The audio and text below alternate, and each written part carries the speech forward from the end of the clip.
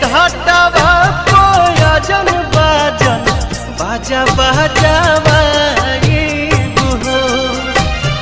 छठी माई के घाटवा कोयजन बाजन बाजा बजावा गोदिया में होई है बालकवा अर्घ देवे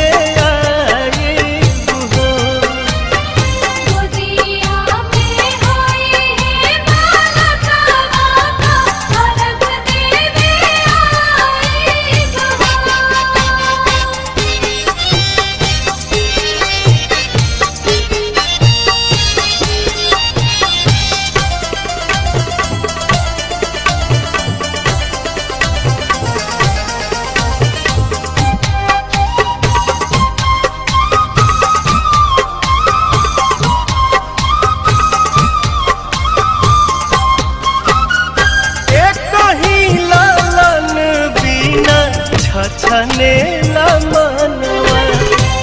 सुन सहन लागे हमरो घरवा अंगनवा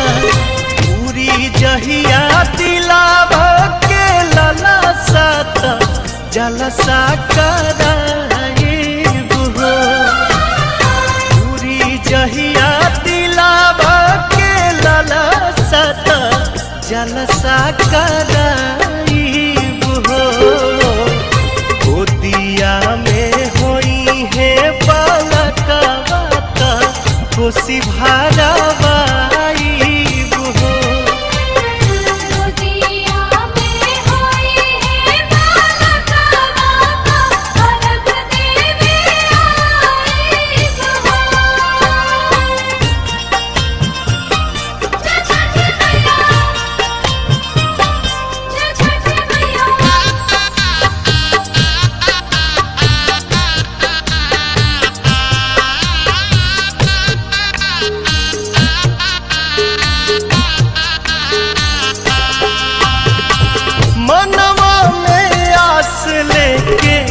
रोवेले बझनिया कहिया बसैबू छठी माई हमर दुनिया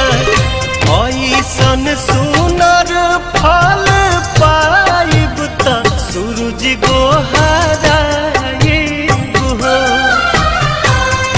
ऐसन सुनर फल पाइब त सूरज गोहराइब